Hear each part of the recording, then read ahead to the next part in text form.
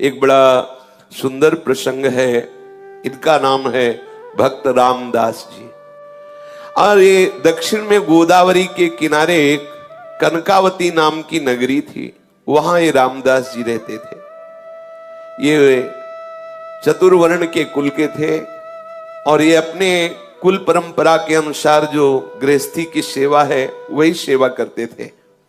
अत्यंत दैन्य और अत्यंत गरीब, सीधे पूरे शरीर में ठीक से पहनने के लिए वस्त्र भी नहीं थे, खाने के लिए कोई ऐसी व्यवस्था नहीं थी। अगर आज वो सेवा ना करें जो उनके कुल की है तो दूसरे दिन उनके यहाँ रसोई नहीं जलेगी, ऐसी कोई अन्न की भी व्यवस्था नहीं थी।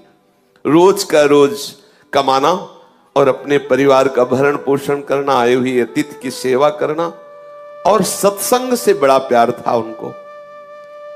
ये दंपति एकमात्र केवल भगवद आश्रित, कोई संपत्ति नहीं, किसी भी तरह का किसी से कोई व्यवहार नहीं, क्योंकि व्यवहार लोग धनी मानी से करते हैं, गरीब अकिंचन से नहीं करते हैं।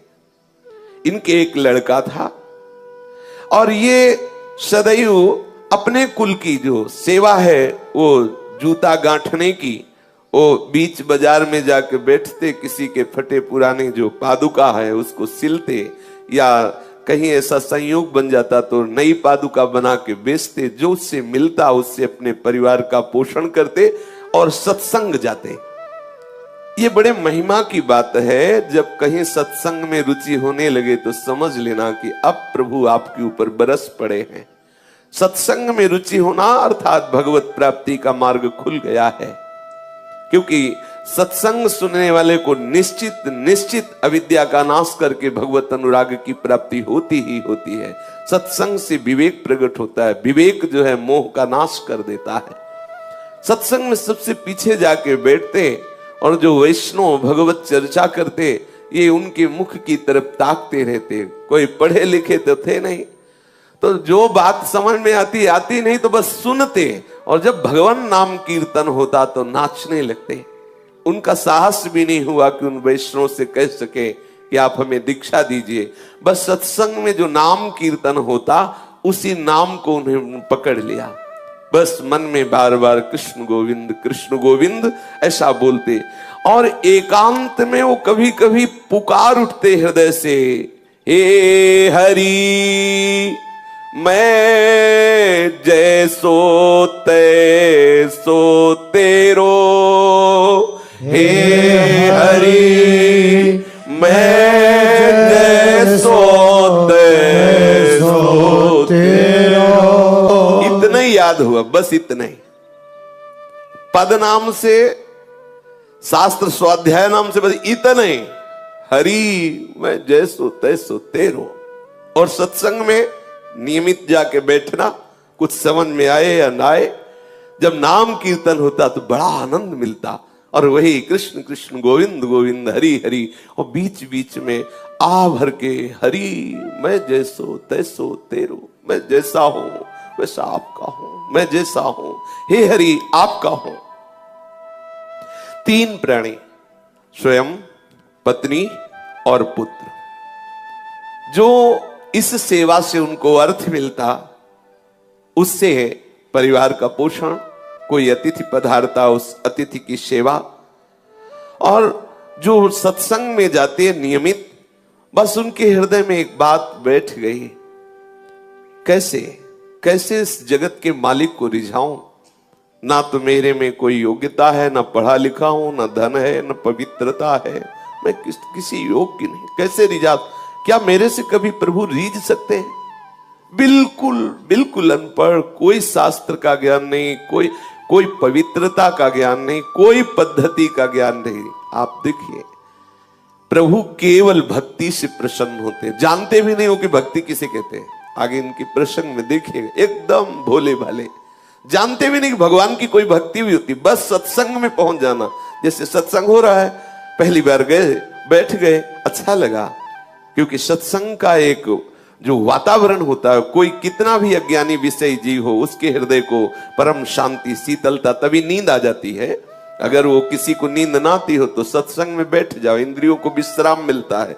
भले वो सोच समझ ना हो तो भी उसको विश्राम मिल जाएगा, वो नींद में चला जाएगा। अगर वो सतोगुणी है, भगवत भक्त है, तो भाव में चला जाएगा, और अगर उसकी पहुंच नहीं हुई भाव में तो वो विश्राम को प्राप्त होता है। समस्त इंद्रियां सुखद अनुभव करने लगती हैं, धीरे धीरे विवेक बढ़ता है। अब वो बीच बीच में जैसे जूता गांठ रहे तो बीच बीच में एकदम रुक जाते और पुकार उठते, हरि मैं जैसो तैसो तेरो, हरि मैं जैसो तैसो तेरो। कैसी बढ़िया बात, इससे बढ़कर कोई बात ही नहीं, कोई बात ही नहीं। मैं जैसा हूं आपका हूं हरि, मैं आपका हूं जैसा। बस बार बार कृष्ण गोविंद कृष्ण गोविंद कृष्ण गोविंद, बीच बीच में आह भर कर हरि मैं जैसा हूं आपका हूं, हरि मैं जैसो तैसो तेरो। ये बात उनको इतनी प्यारी लगी, हरि मैं जैसो तैसो तेरो। अब ये इसी को गुनगुनाते, सदैव इसी को गुनगुनाने लगे, हरि मैं जैसो तैसो तेरो। निरंतर इस पंक्ति को गुनगुनाना और वो अपने कार्य को करना। उनके हृदय में इस पंक्ति का मर्म उतरा। जो हम बोलते हैं, जो हम सुनते हैं, वही मनन होता है। जो मनन होता है वही हमारे अनुभव का विषय बन जाता है। जैसे हम विषय वार्ता सुने, विषय वार्ता बोले, विषय चिंतन करें तो हम विषयी हो जाते हैं, कामी हो जाते हैं। यदि हम नाम कीर्तन सुने, गुण कीर्तन सुने, उसी का गायन करें, उसी का चिंतन करें तो हम भक्त हो जाते हैं, हम भगवत प्रेमी हो जाते हैं। तो वो बार बार इसी का गान करते हुए, इसी का चिंतन करते हुए इसके मर्म को प्राप्त हो गया। मर्म को प्राप्त होने का मतलब भगवत संबंध हृदय में आ गया। मैं हरि का हूं, हरि मैं जैसो तैसो तेरो। ये पंक्ति गुनगुनाना सचमुच चमत्कार हो गया। उसके मन की स्थिति का परिवर्तन इस सूत्र ने कर दिया। हरि मैं जैसो तैसो तेरो। प्रभु तो भाव के भूखे हैं, वे श्रद्धा रहित, प्रेम रहित, अपनापन रहित। कोई वेद मंत्रों का कितना भी उच्चारण करे, कितना भी पाठ करे तो उसका पुण्य होगा, भगवान थोड़ी प्रसन्न हो जाएंगे। प्रभु तो केवल केवल भाव, आपके आंतरिक भाव को स्वीकार करते हैं। रामदास जी का एक विशुद्ध सरल भाव, हरि मैं जैसो तैसो तेरो।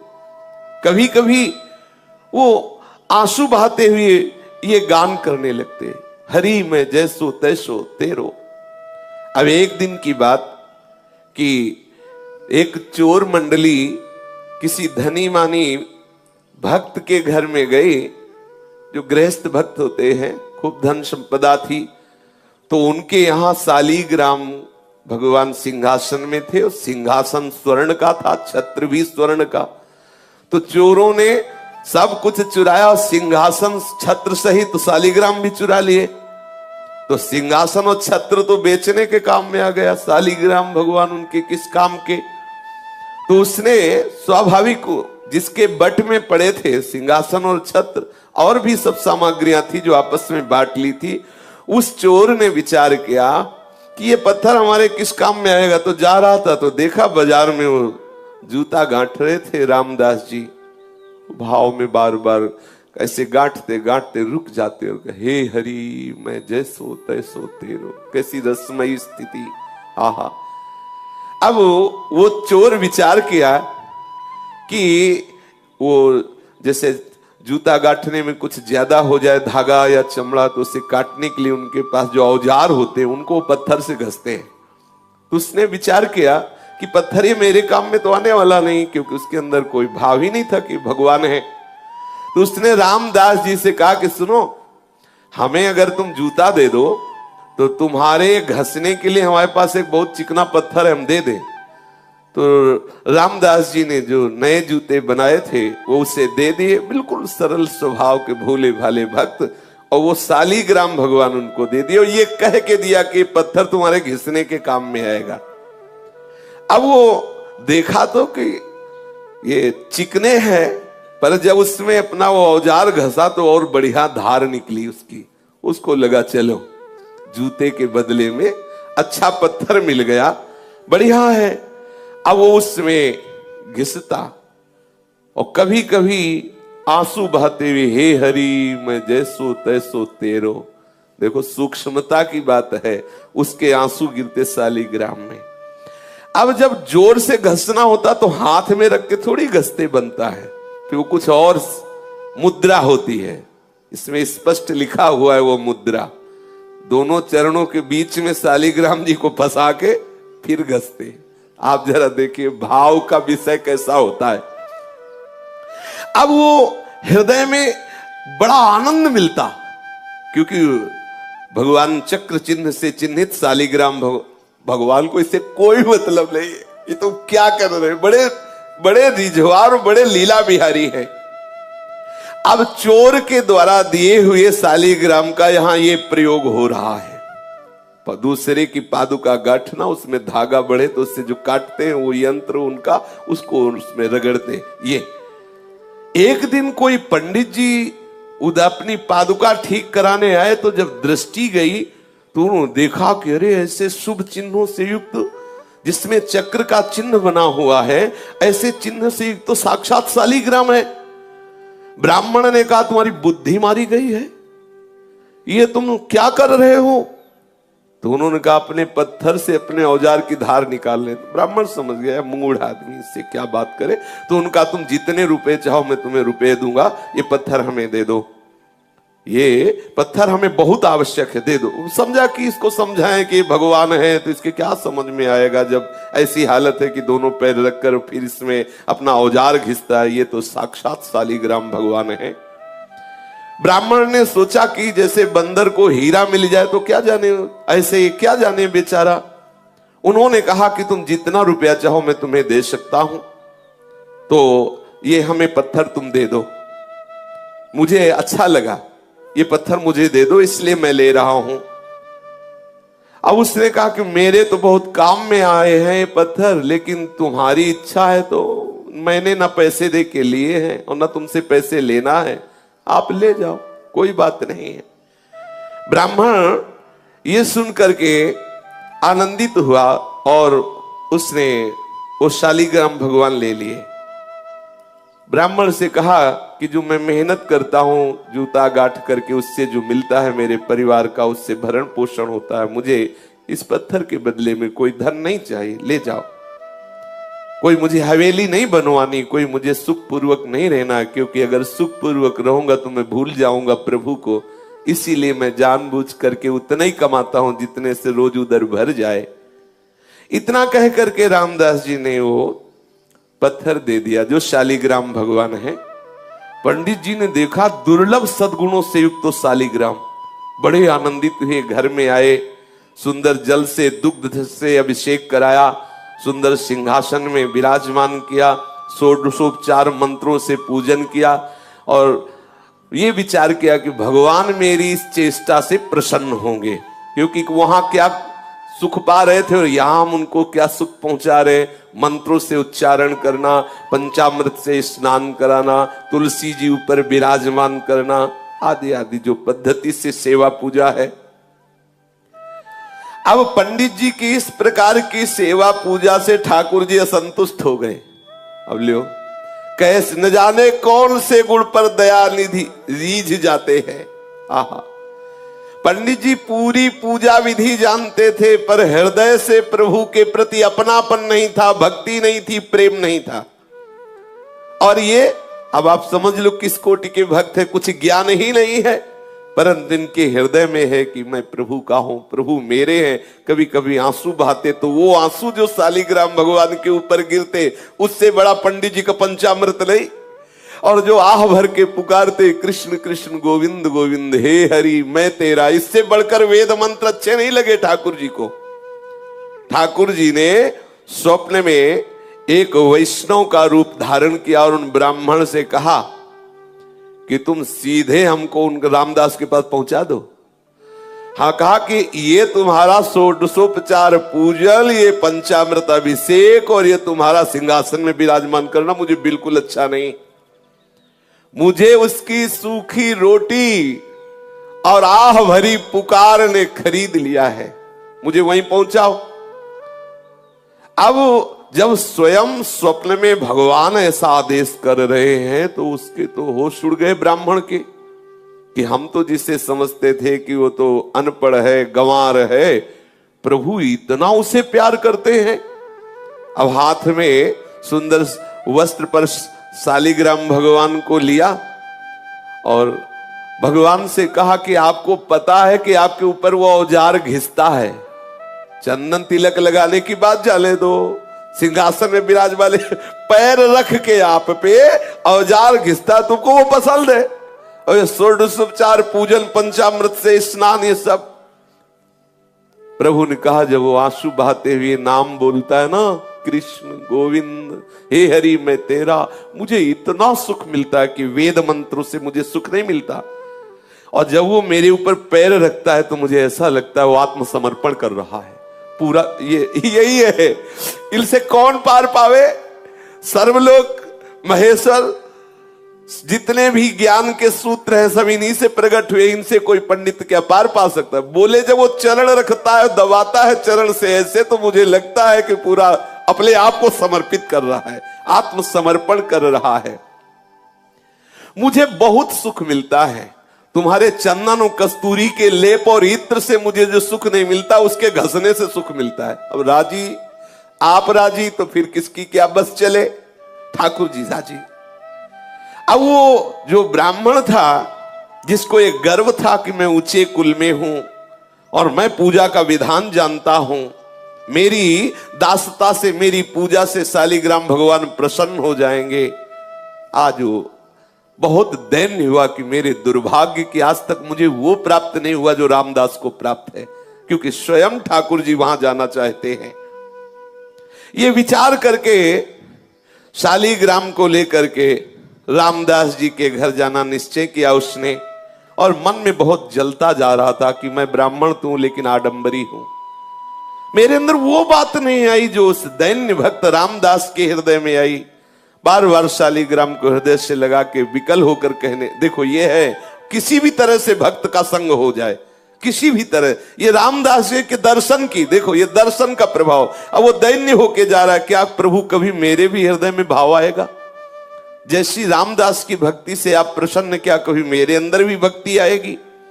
मेरी पूजा आपको पसंद नहीं तो प्रभु मेरे को भाव दे दो, जिससे मैं रामदास जी जैसी भक्ति कर सकूं। अब आई बात, ये जो ब्रह्मणत्व का अभिमान, वेद ज्ञान का अभिमान धूर धूषित हो गया। इसीलिए लिखा है, तिनकी संगति रहत जाति कुल मद सब नंसई। भगवत प्रेमी महात्मा का संग होते ही जाति का अभिमान, कुल का अभिमान, विद्वता का अभिमान, ये सब नष्ट होने लगे। देखो नष्ट हुआ अभिमान।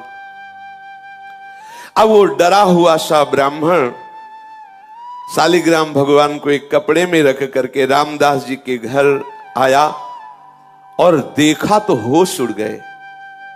रामदास जी के आंखों से आंसू चल रहे हैं, बार बार मुख से निकल रहा है, हरि मैं जैसो तैसो तेरो, हरि मैं जैसो तैसो तेरो। मलिन वस्त्र है, फटे पुराने कपड़े हैं, शरीर में अपने आप अनुभव हो रहा है कि कितनी कृशता है, क्योंकि खान पान की सामग्री उचित है नहीं।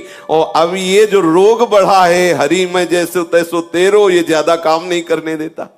क्योंकि मन में जब आनंद की उन्मत्तता होती है तो कौन बाहरी लोगों से बात करे, कौन बाहर जाकर के बैठे जिससे चार लोग आके खड़े हो। वो एकांत घर में बैठे बस बार बार पुकारना अच्छा लगता। उसको ये भी पता नहीं कि भक्ति है, ये भी पता नहीं, बस बार बार हृदय में यही अच्छा लगता, कृष्ण कृष्ण गोविंद गोविंद हे हरि मैं जैसो तैसो तेरो।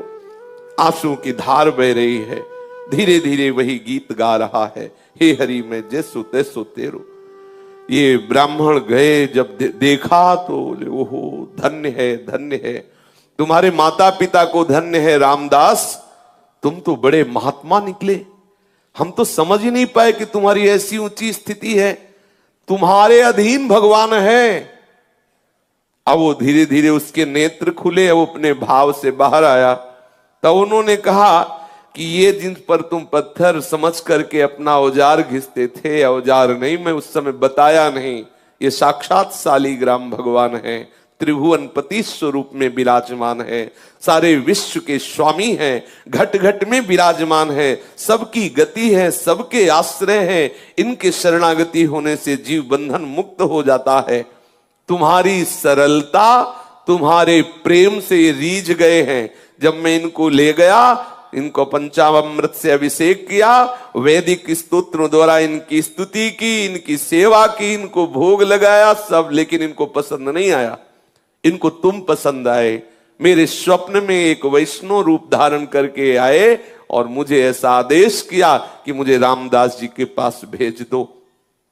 वो रो पड़ा कि मैं तो महान पापी हूं।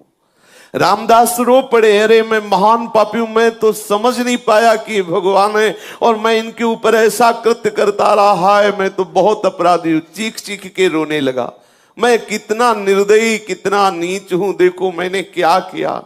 बस ब्राह्मण तो खड़ा का खड़ा रह गया, वो भाव में डूब गए और हे करुणा समुद्र प्रभु, मैं कैसे आपको रिझा पाऊं, तुम मुझे कितना प्यार करते हो और मैं कितना नीच हूं। ऐसे बस पुकारने लगा, रोने लगा। अनन्य भक्ति से भगवान रीझ जाते हैं। बार बार ब्राह्मण उनको धन्यवाद करता कि तुम्हारे अंदर जो भाव आया है ना, ये बहुत कृपा से आया है। ब्राह्मण के वचन सुनकर के रामदास के हृदय में थोड़ी शीतलता आई। ब्राह्मण के चरणों में नमन किया। जो ही ब्राह्मण गया तो शालिग्राम की वो मूर्ति लेकर हृदय से लगाया और खूब रोने लगे। प्रभु मैं जान नहीं पाया कि आप भगवान हो, आप शालिग्राम भगवान हो। घर में ले गया, फटा पुराना जो भी कपड़ा हो ऐसे बिछाया, आसन पर शालिग्राम रखे और जो रूखा सूखा उसके घर में होता ठाकुर जी को भोग लगाता और गदगद कंठ से प्रभु को पुकारता। कई दिन ऐसे सेवा के बाद उसके हृदय में बात आई कि यदि तुम भगवान हो, मैं तो जानता नहीं, पंडित जी कह गए, मैं तो नहीं जानता कि तुम शालिग्राम भगवान हो, यदि तुम भगवान हो तो मुझे दर्शन दो। जब आप इतना प्यार हमसे करते हैं कि उनके घर तुम्हें रुका नहीं गया और तुम वहां से वापस आए हो, तो प्रभु मैं दीन हूं, मैं नीच हूं, मैं अज्ञानी हूं, मैं दुर्जन हूं, मैं पतित हूं, लेकिन हूं तो प्रभु आपका ही। प्रभु आप जानते हैं कि रात दिन मैं चमड़े का कार्य करता हूं, मुझ में कोई पवित्रता नहीं, कोई सदाचार नहीं, और ऐसे पवित्र ब्राह्मण के यहां से आप आए तो मुझे लगा कि आप मुझसे प्यार करते हैं। आप जब मुझसे प्यार करते हैं तो अब छुपा छुपी का खेल बंद करो, दिखाओ कैसे होते हैं भगवान, कैसे हो तुम, मुझे तो पता नहीं, लेकिन आप अब मेरे हृदय में बेचैनी हो रही कि आपका स्वरूप क्या है। प्रभु आप कृपा करो, मैं तुम्हें प्रत्यक्ष देखना चाहता हूं। हे करुणा सिंधु, हे दीन बंधु, हे पतित पावन, ऐसी पुकार करने लगा। कृष्ण चंद गोपाल आजू तो तेरे हाथ बिकाई। कृष्ण चंद्र गोपाल आज तो तेरे हाथ बिकाई। हे कृपा सिंधु कृष्ण, हे करुणामय भगवंत, मैं तो तेरे हाथ बिक गया। हे प्रभु, हे मोर मुकुट धारण करने वाले, हे वैजंती माला धारण करने वाले, हे कृपा सिंधु पीतांबरधारी, आप मुझे दर्शन दीजिए, अपनी कृपा से आप दर्शन दीजिए। मैं तो पतित हूं, नीच हूं, पर शरणागत हूं, शरण गए की लाज रखिए प्रभु। अब मेरे हृदय में बड़ी विकलता हो रही, मैं आपका दर्शन चाहता हूं। रामदास रो रो करके प्रभु से प्रार्थना करने लगा। ऐसा प्रेम समुद्र उमड़ा कि सब कुछ भूल गया, विह्वल विकल होकर के। ये विकलता प्रभु को खींचती है, उस अव्यक्त सत्ता को व्यक्त करती है। ये विकलता है, यही है, पर माया का पर्दा उड़े हुए है। जब हम ऐसे विकल हो जाए, जैसे मछली जल के बिना तड़पती है, ऐसे हमारे अंदर विकलता हो और रहा नहीं जा रहा। देखो कैसी स्थिति आ गई, अब जिया नहीं जा रहा, विकलता हो गई। चीख चीख करके अपने घर में रो रहा है। शालिग्राम ठाकुर जी सामने हैं, रो के कह रहा मुझे दर्शन चाहिए। सब भूल गया। कभी कभी तो ऐसा भाव आ जाता कि नाच नाच के रिझाता कि मेरे नृत्य से रीझ जाओ। कैसी शोभा, फटे पुराने कपड़े हैं, कृष्ण शरीर है, और भाव में भीना हुआ सामने एक कपड़े में विराजमान शालिग्राम, नाच नाच के ये भाव की इसी नृत्य से रीझ जाओ प्रभु। मुझ गरीब के पास तो कुछ रिझाने के लिए नहीं है। कभी रो रो के प्रभु मेरे रोने से रीझ जाओ। ऐसी भावना से वो विकल होकर प्रभु से पुकारने लगा। अब तो प्रेम के जो अष्ट सात्विक भाव हैं उसके हृदय में उदय होने लगे। कभी हंसता, कभी रोता, कभी चुप शांत बैठ जाता, कभी गान करता, कभी हे हरि मैं जैसो तैसो तेरो, ऐसा पुकार उठता। उसके हृदय में इतनी जोर से लालसा जागी कि प्रभु का वियोग इससे असह्य हुआ और प्रभु को असह्य हो गया अब रुकना।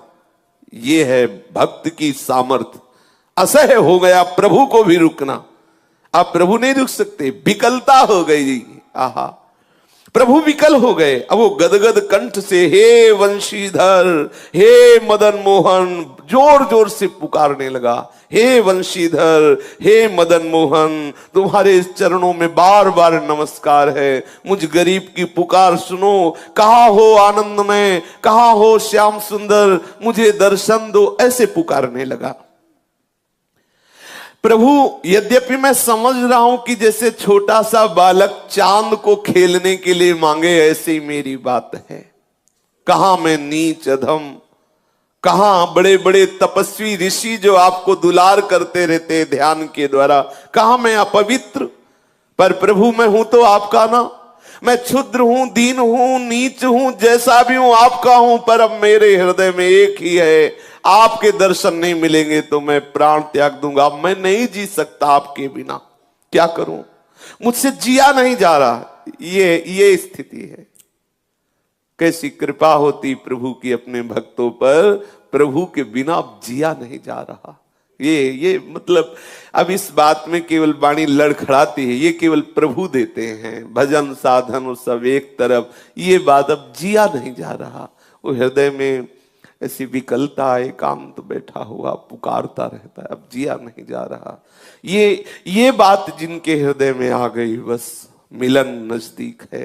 जब जिया न जाए, नहीं खान पान ते भावे, नहीं कोमल वसन सुहावे, सब विषय लगे ते खारा है, हरि आशिक का मग्न। अब कुछ अच्छा नहीं, बस अब जीवन है तो हरि से है, अगर नहीं मिले तो जीवन नहीं। ऐसी विकलता हृदय में। अब मैं तुम्हारे लिए ही जी रहा हूं, बस हमारा जीवन प्रभु के लिए है।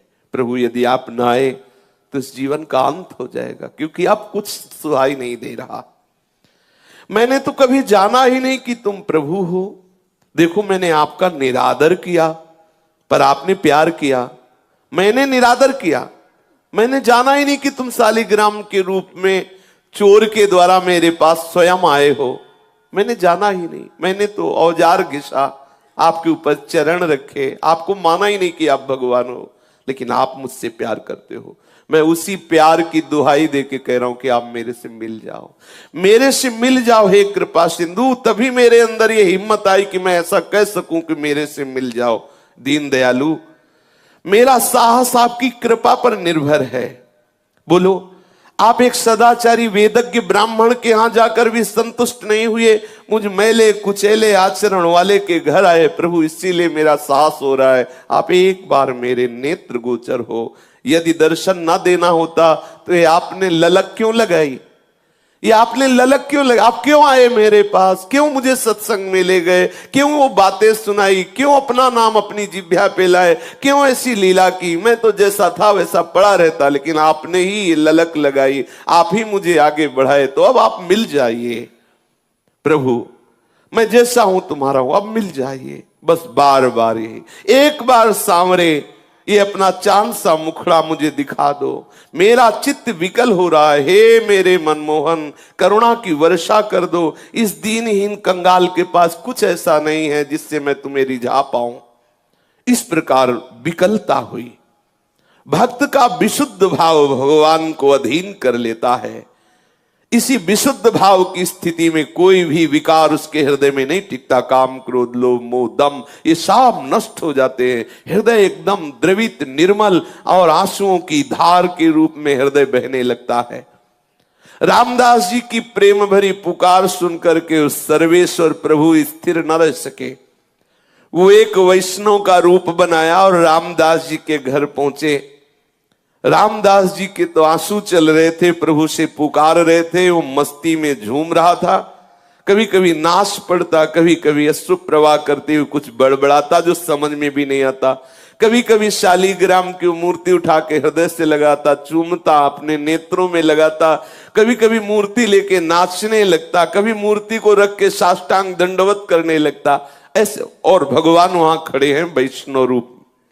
प्रेम दशा का निरीक्षण करके मुस्कुराते हुए उससे बोले, अरे भैया, ये तू नाच कूद क्यों मचा रहा है? कुछ मिल गया क्या तेरे को? ये बड़बड़ा क्या रहा है? ये काम धंधा छोड़ करके ये हाथ में क्या लिए है शालीग्राम के लिए? प्रभु वैष्णव रूप में घर गए और ऐसा पूछा। रामदास जी को आवाज सुनाई दी तो बाह्य चेतना हुई, आंख खोल करके देखा कोई वैष्णव है। साष्टांग दंडवत प्रणाम किया। सामने देखा दिव्य मूर्ति, द्वादश तिलक लगाए हुए कोई वैष्णव खड़ा है। विनीत भाव से हाथ जोड़कर कहा, प्रभु मैं तो महामूर्ख और अपवित्र नीच प्राणी हूं, मेरे से अपराध ही बनते रहते। मैं क्या आपके प्रश्नों का जवाब दूं कि मैं किसको लिए हूं, क्या बड़बड़ा रहा हूं, क्या बोल रहा हूं? मन का कुटिल हूं, विद्या बुद्धि बिल्कुल है नहीं, पवित्रता का तो लेश नहीं है। पर ये जब से मिले, शालीग्राम दिखाया और कहा, ये जब से मिले तब से मेरे हृदय में कुछ हो रहा है, बेचैनी हो रही, मुझसे अब जिया नहीं जा रहा। वैष्णव ने कहा कि तुम इन्हें भगवान समझकर पूजते हो? हाँ हाँ भगवान है, ऐसा ब्राह्मण ने बताया है।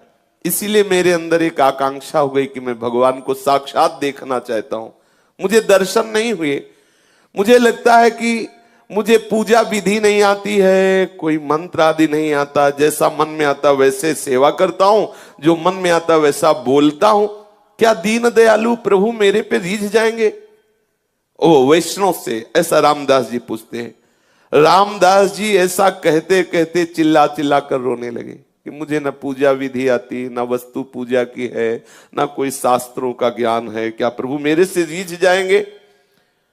वैष्णव वेशधारी भगवान ने आश्वासन दिया और कहा कि भाई ये तो ठीक है जो तुम कर रहे हो, लेकिन भगवान के दर्शन की बात तुम्हारे हृदय में आई, ये ठीक नहीं है। और भगवान ये वैष्णव रूप में आए। अरे बड़े बड़े देवता, योगी, मुनिजन कितने काल तक तपस्या करते हैं, ध्यान धरते हैं, समाधि में रहते हैं, वो दर्शन नहीं पाते, तो तुम जैसे मनुष्य को कैसे भगवान दर्शन देंगे? मेरी बात मानो, ये दर्शन की बात तो छोड़ो और अपना काम धंधा करो, थोड़ी देर भजन साधन कर लिया करो जैसे कर रहे हो। वैष्णव की इन वाक्य को सुन करके मानो रामदास का हृदय फट गया हो। उनकी आंखें खुली की खुली रह गई। आह भरकर तो क्या मुझे भगवान नहीं मिलेंगे? आह, ये प्रीति है। यही भगवान देखना चाहते कि कैसा मेरे भक्त में मेरे मिलन की व्याकुलता होती है। आंखें खुली की खुली रह गई। वैष्णव कह रहे हैं भगवान का दर्शन बड़ा दुर्लभ है। योगी मुनियों के समाधि भाव को प्राप्त महात्माओं के ध्यान में भी जो नहीं आते, वो मुझ जैसे नीच को कैसे दर्शन देंगे? बात ठीक कह रहे ब्राह्मण देवता, वैष्णव देवता। वो विकल हो गए, आंसू गिराने लगे और कहने लगे, देव आपका कहना सत्य है, मैं बिल्कुल अधिकारी नहीं हूं कि मुझे भगवत साक्षात्कार, पर क्या करूं, अब मुझसे जिया नहीं जाता। ये खास बात है, जिया ना जाए, प्रभु के बिना रहा ना जाए। मैं नीच हूं, पापी हूं, मेरे पाप और नीचता को देखने पर लगता है कि कभी भगवान मुझे नहीं मिलेंगे। पर प्रभु पता नहीं, मेरे हृदय में एक आनंद की लहर उठती है, ऐसा लगता है प्रभु मिलेंगे, ऐसा लगता है प्रभु मिलेंगे, क्योंकि मेरे हृदय में ऐसा आता है प्रभु मुझे प्यार करते हैं, ऐसा लगता है मेरे को।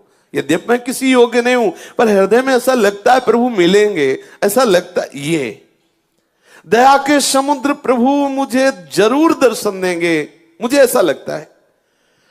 जैसा रूप रंग उनका हो, जैसा उनका शास्त्रों में वर्णन किया गया हो, जैसे सुहागिनी स्त्री केवल अपने पति को ही देखती है, ऐसे ही हे वैष्णव देवता, मेरा हृदय केवल केवल प्रभु के लिए है। आप बिना दर्शन किए मुझे चैन नहीं, मेरे हृदय में लगता है कि वो मुझे मिलेंगे। मेरे स्वामी बड़े करुणा सिंधु, तुम भले ऐसा कह रहे हो, चाहे जो कुछ हो मुझे दर्शन मिलेंगे, और ऐसा कह के नाचने लगा, मुझे मिलेंगे, अवश्य मिलेंगे। यही बार बार सत्संग में जैसे कहते, निश्चय करो इसी जन्म में भगवत प्राप्ति होगी।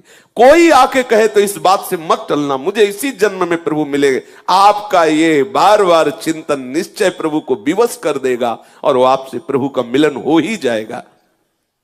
रामदास जी नाचने लगे, फिर विकल होकर के पुकारने लगे, और प्रभु खड़े हुए देख रहे हैं उसकी भावदशा को, जैसे सुतीक्ष्ण जी की भावदशा को भगवान श्री राम छुप करके देख रहे हैं। मीठे स्वर में फिर बोले, वैष्णव स्वरूप भगवान, बेटा रामदास, तेरा जीवन धन्य है।